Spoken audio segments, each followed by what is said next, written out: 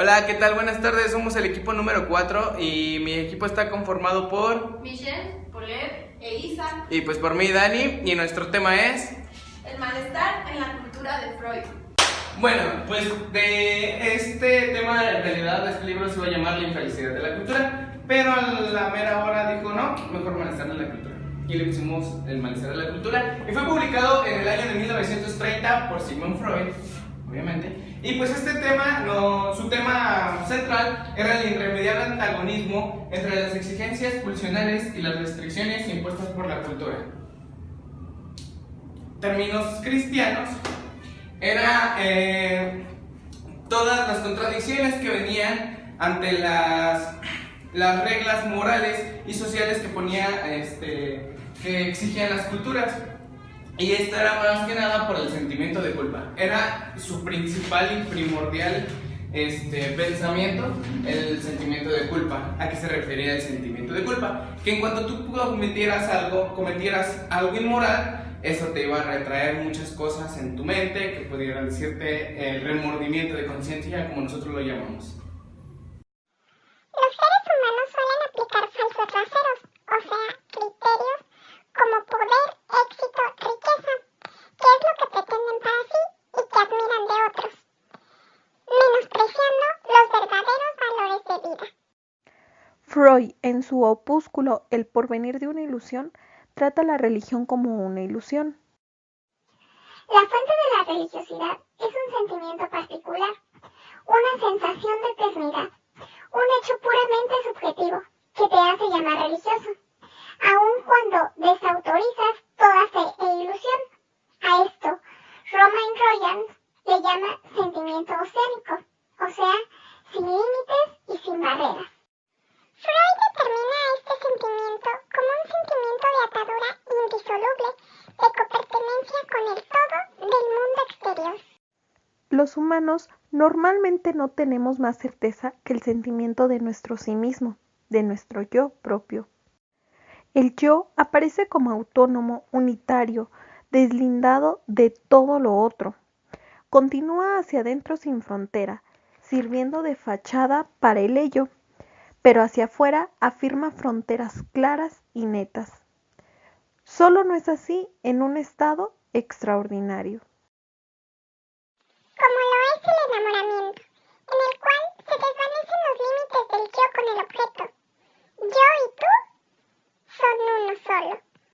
Otro estado extraordinario es la patología.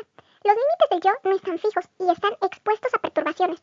Partes mías las percibo ajenas y o cosas ajenas pertenecientes a mi yo. Para que se pueda formar el sentimiento yoico del adulto, se tiene que recorrer un largo desarrollo. Se contrapone al yo por primera vez con un objeto de afuera que mediante una acción particular es forzado a aparecer, cuando el lactante reclama el pecho materno, para el cual necesita realizar un berrinche en reclamo de asistencia.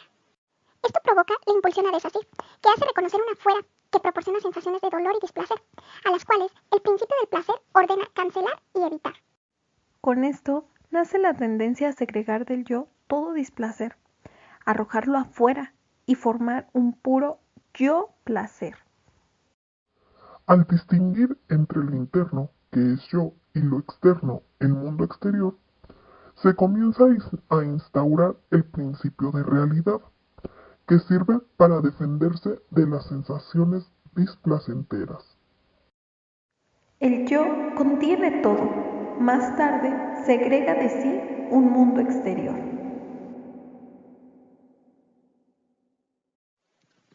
Se considera que en el alma se conserva lo primitivo junto a lo que ha nacido de él, por transformación. Todo lo que se conserva puede ser traído a la luz en circunstancias apropiadas. Para esto se hace una comparación con la ciudad de Roma, que nos dice que en donde hay ciertos edificios, en algún tiempo anterior hubo otros, pero que el alma tiene la capacidad de poder representarlos a los dos al mismo tiempo, lo que sabemos que es complicado para nosotros.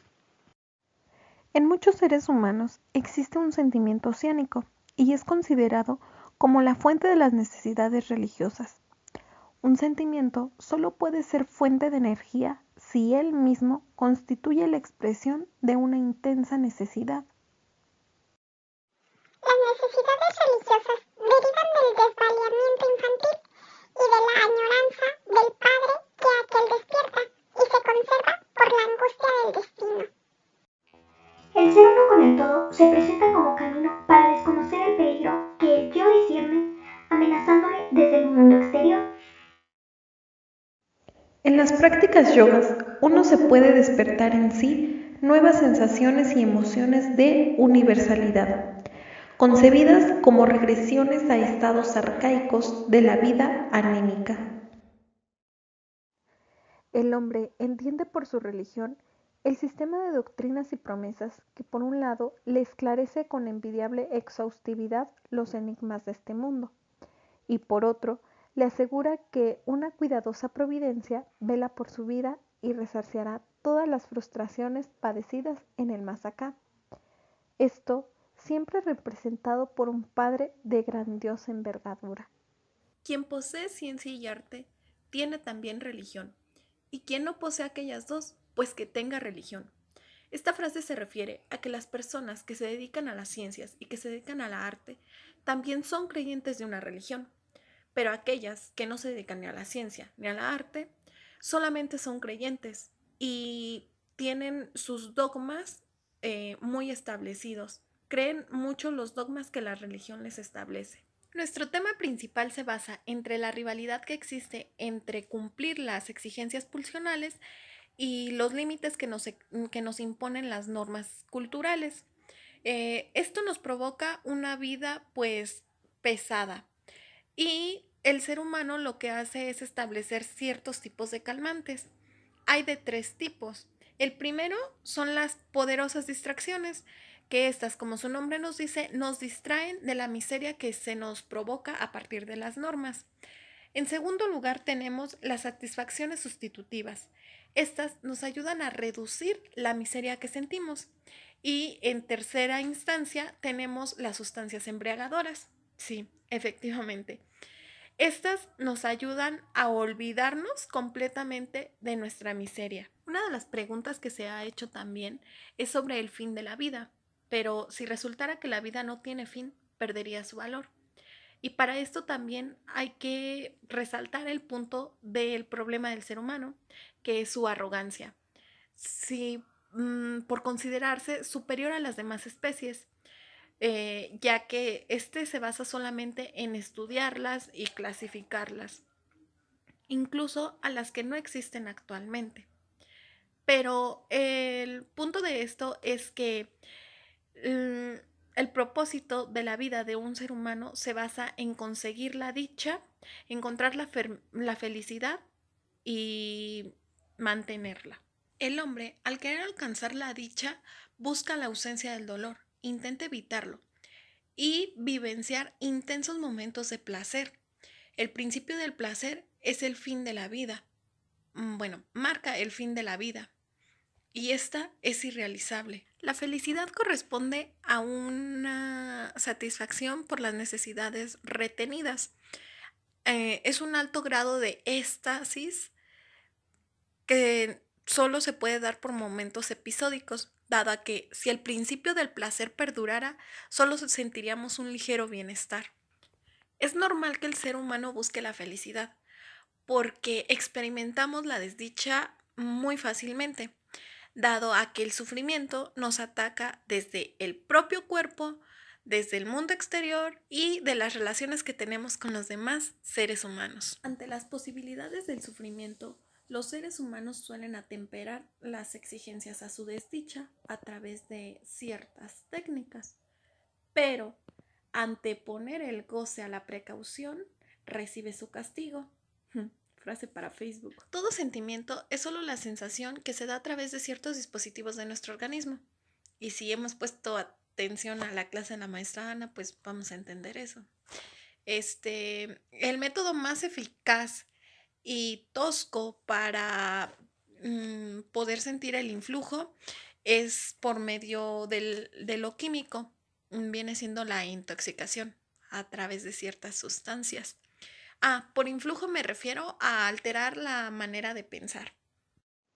Bueno, hay sustancias externas que producen sensaciones placenteras y alteran nuestros sentidos que nos hacen incapaces de displacer. También hay internas con efectos parecidos. El estado patológico de la manía, por ejemplo. Los quitapenas nos sustraen de la realidad y nos refugian en un mundo propio, con mejores condiciones de sensación. Por eso son peligrosas y dañinas. Satisfacer pulsiones equivale a dicha y causa sufrimiento cuando el mundo exterior no nos permite saciarnos. Por tanto, busca fuentes internas para saciarse. En el yoga se matan las pulsiones, se sacrifica la vida por la dicha del sosiego, se limita al gobierno sobre la vida pulsional y sobreviene una reducción del goce. Otra técnica son los desplazamientos libidinales, que consiste en trasladar las metas pulsionales para no ser denegadas por lo que viene siendo el mundo exterior. Su intensidad está amortiguada porque no conmueve nuestra corporeidad. En la fantasía, la satisfacción se obtiene por medio de ilusiones admitidas como tales, sin que la divergencia con la realidad arruine el goce y nos permite cumplir deseos de difícil realización. El eremita pretende recrear el mundo, cambiando los rasgos insoportables por deseos propios. Es un enemigo de la realidad con quien no se puede convivir. El eremita se comporta como delirante, empero cada uno de nosotros se comporta como paranoico, introduciendo nuestro delirio dentro del objetivo. El delirio de masas es la religión, pero una persona que comparte un delirio nunca lo va a discernir como tal.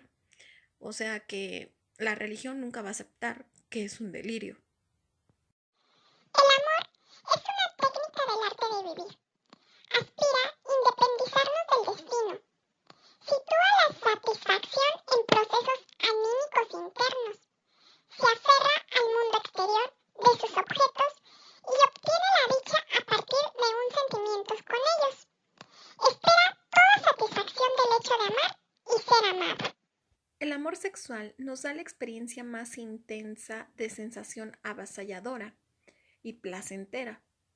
Y también nunca estamos más expuestos a las penas que cuando amamos. La felicidad de la vida se busca sobre todo en el goce de la belleza, que va acompañado de un suave efecto embriagador. La cultura no podría prescindir de la belleza, la cual se deriva de la sensibilidad sexual. Freud nos menciona que la observación de los genitales siempre tiene un efecto excitador, mas sin embargo nunca son considerados bellos. El principio del placer es irrealizable. Se pueden adquirir diversos caminos, pero ninguno nos va a llevar a lo que realmente anhelamos. Federico el Grande nos dice que cada persona puede alcanzar la bienaventuranza a su manera. Si decide en la forma erótica, dice que antepondrá las relaciones con otras personas. Si es narcisista, buscará procesos anímicos internos. Y si es un hombre de acción, buscará la forma de representarlo ante el mundo exterior. Se debe de tener en cuenta que toda decisión extrema será castigada, y la sabiduría de la vida nos dice que debemos de obtener diversas fuentes de satisfacción y no solamente una única aspiración. La religión impone a todos por igual para conseguir dicha y protegerse del sufrimiento. Cuida a muchos seres humanos de la neurosis individual, pero ningún camino te lleva con seguridad a la felicidad. El creyente confiesa que no tiene otra posibilidad de consuelo ni de fuente de placer en el padecimiento que la sumisión incondicional. Compañeros y maestro, yo les voy a hablar un poco sobre el capítulo 3 de El malestar en la cultura. Y bueno, me gustaría primero empezar con una frase que viene justamente en el libro. Y bueno, la frase dice: gran parte de la culpa por nuestra miseria la tiene lo que se llama nuestra cultura. Sé que a lo mejor ustedes se van a estar como preguntando: ¿y por qué nuestra miseria tiene que ver con la cultura? Y bueno, ¿qué tiene que ver todo esto, no? Bueno, Freud nos dice que, bueno, una de las fuentes del sufrimiento es la social. Y bueno, él dice que nosotros nos negamos a admitir que algo que nosotros mismos impusimos nos perjudica, nos hace daño, como en este caso vienen siendo las leyes, la justicia y todo esto. Para que sea como un poco más comprensible, les voy a como poner un ejemplo con el esquema del ello, del yo y del superyo. Bueno, no se los voy a poner, se los voy a explicar, pero bueno. El ello vienen siendo los deseos, obviamente. Pero bueno, en el libro Freud no lo maneja como deseos, él lo maneja como pulsiones. Entonces, pues el ello son las pulsiones que nosotros tenemos, pero que no podemos realizar por esto que se llaman leyes. El yo, pues obviamente todos sabemos, actúa como mediador, y el super yo, aquí ya vendrían siendo lo que son las leyes. Bueno, en el equipo pasado nos estaba explicando un poco lo de el incesto. De hecho, bueno, eso tiene que ver con la otra fuente del sufrimiento. Bueno, mejor ya les explico la otra fuente del sufrimiento, que es la religión. En esta, pues, Freud nos dice que la religión es como una ilusión, más o menos. Y bueno, una ilusión es como el cumplimiento de un deseo irrealizable. Algo pues que nosotros no podemos ver, y de hecho, bueno, yo siento que la religión actúa un poco como una norma, porque en cierto modo la religión te detiene. Sí, bueno, a las personas que somos religiosas sabrán, por ejemplo, que hay cosas como que nos detienen. Entre ellas, por ejemplo, el matar, el incesto, como bien lo decía el otro equipo. Y bueno, a esto también Freud nos dice que a las cosas que nosotros no le encontramos como cierta explicación, metemos a la religión. De hecho, habla un poco sobre, por ejemplo, cuando antes, supongamos, llovía demasiado, y era porque los dioses estaban enojados. De hecho, de aquí fue que se empezó como a derivar un poco los tótems, que también lo mencionaban en el equipo pasado, y lo que es el animismo. Y bueno, esto es lo que les explico. Entonces, esa es otra de las fuentes del sufrimiento, según Freud. Y bueno, otra parte importante que me gustaría como hacer un poco de énfasis es que, hablando hace rato como del esquema del ello, del yo y del superyo, el superyo es bueno, mientras más se prohíbe en la cultura, nos genera como más malestar. Y sé que a lo mejor ustedes dirán, pero ¿por qué nos puede generar un poco de malestar? Bueno, nos genera malestar por el hecho de que nosotros renunciamos a las pulsiones naturales que tenemos. Entonces, bueno, se supone que nosotros como seres humanos tenemos pulsiones. Entonces, al dejarlas de un lado para poder cumplir con las normas y leyes que nos establecen, nos genera como cierto estrés, cierta neurosis, también lo maneja así en el libro, como que el ser humano se convierte en un ser neurótico al no poder cumplir con sus necesidades pulsionales.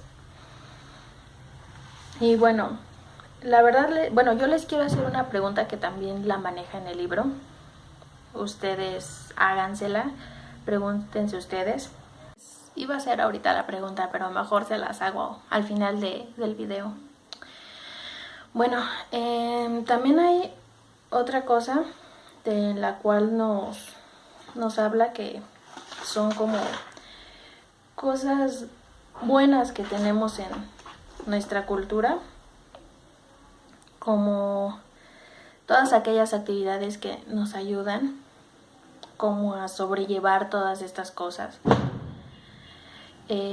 a evitar tener como pensamientos pulsionales.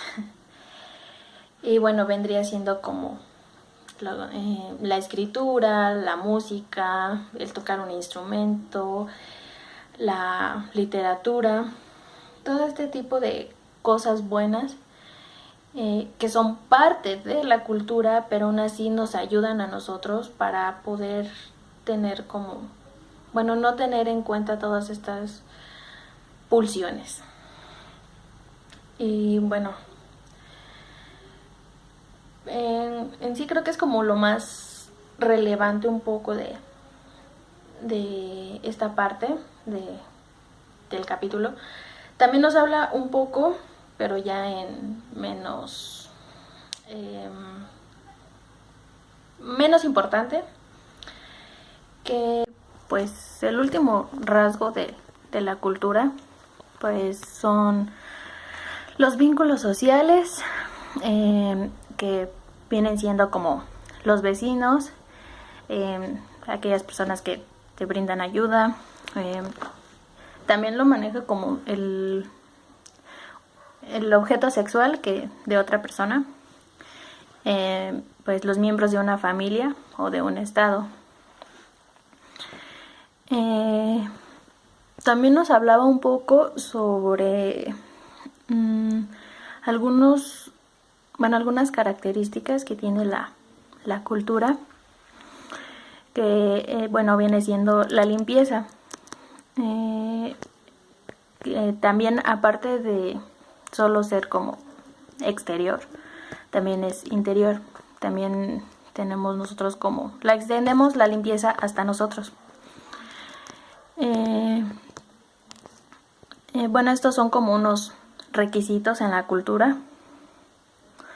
Y bueno, con respecto a la pregunta que les dije que les iba a hacer al final del video, es: ¿ustedes creen que aún si no tuviéramos prohibiciones, o si no tuviéramos, pues sí, todas estas prohibiciones, seríamos más felices? Pues ustedes piénsenlo y ya después me lo dicen, pero mientras piénsenlo, y pues creo que ya sería todo de mi parte.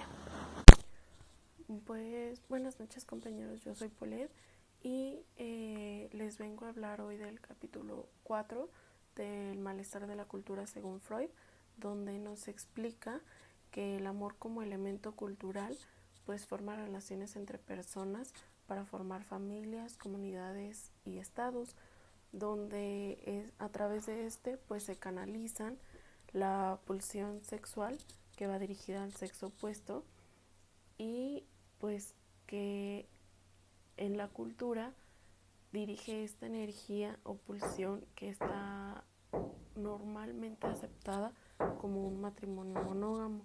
¿Y qué es un matrimonio monógamo?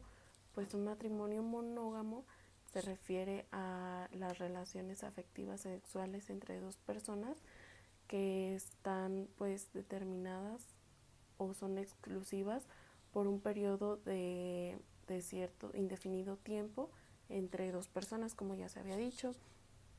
Y pues está condenado nos condena a todo otro medio de satisfacción, y lo vemos como perversión.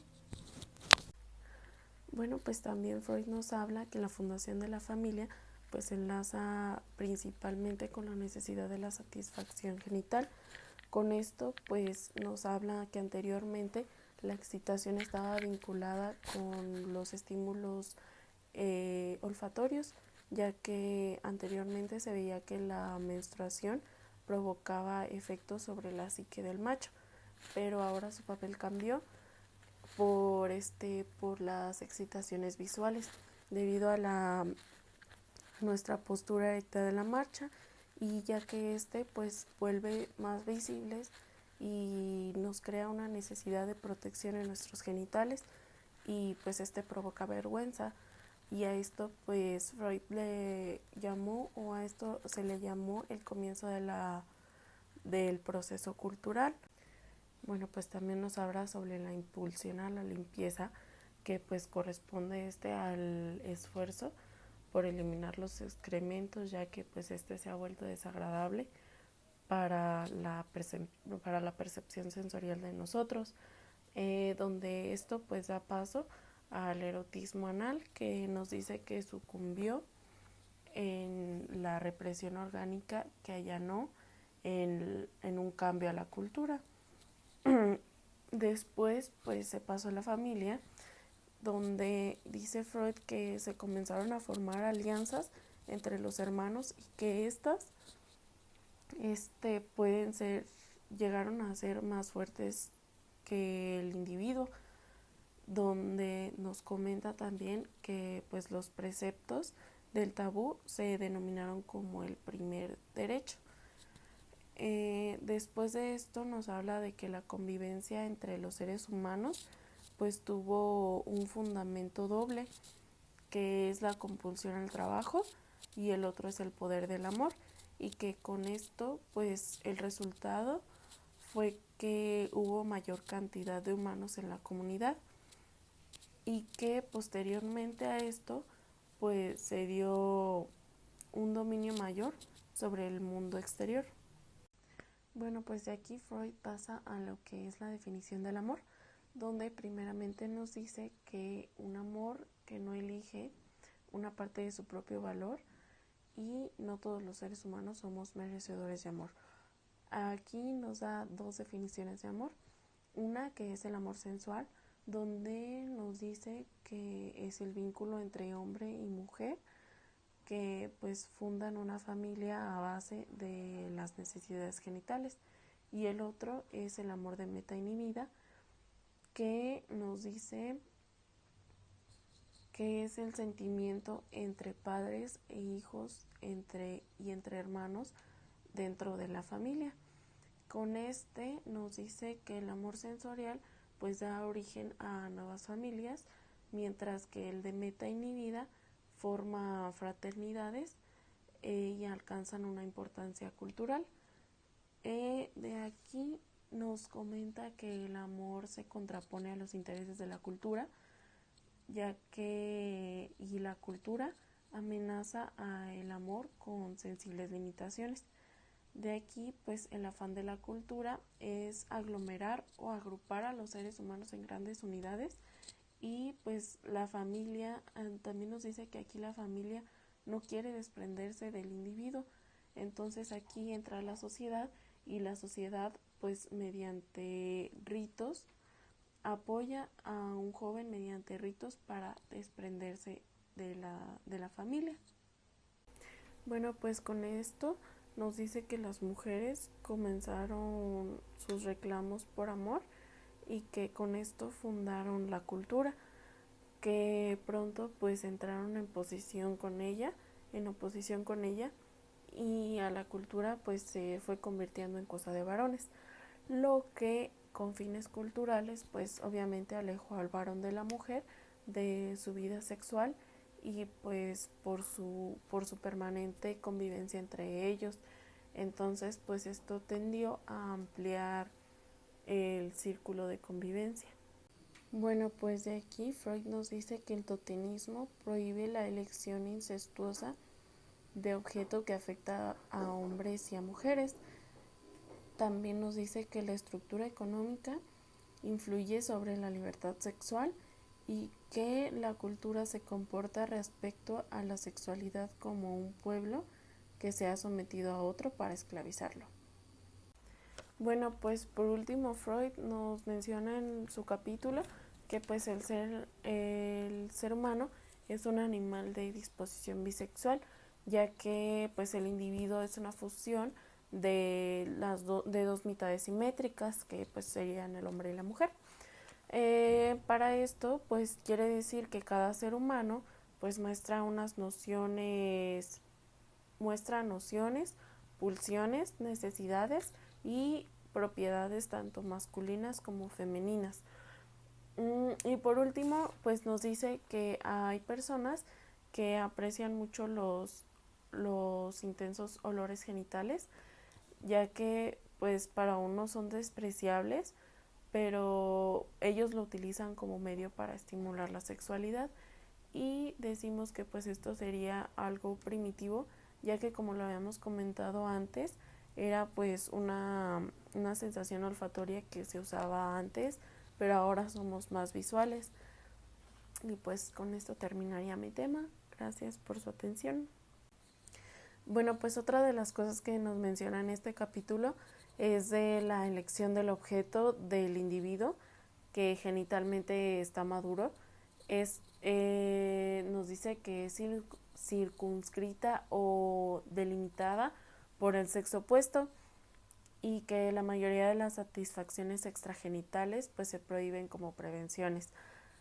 También nos comenta del amor genital heterosexual, que pues dice que tiene ciertas limitaciones que imponen, como la monogamia, que ya habíamos comentado, y pues que esta se tolera porque pues es para la multiplicación de los seres vivos. Otra de las cosas sería que la vida sexual del hombre culto, nos dice Freud, que pues ha recibido un grave daño, ya que pues supone un retroceso en cuanto a las sensaciones de la felicidad y el cumplimiento de nuestro fin vital, que pues el fin vital pues sería la reproducción. El capítulo 5 nos introduce diciendo que la cultura es una cultura de sacrificios, y entre ellos el sacrificio sobre la satisfacción sexual. Esta misma, la cultura, implica que también haya relaciones entre un gran número de personas, ya que la cultura no se conforma con los vínculos de unión que le hemos concedido al paso del tiempo, sino que también pretende ligar mutuamente a los miembros de la comunidad con lazos libidinales. La realización de estos propósitos requiere ineludiblemente una restricción de la vida sexual.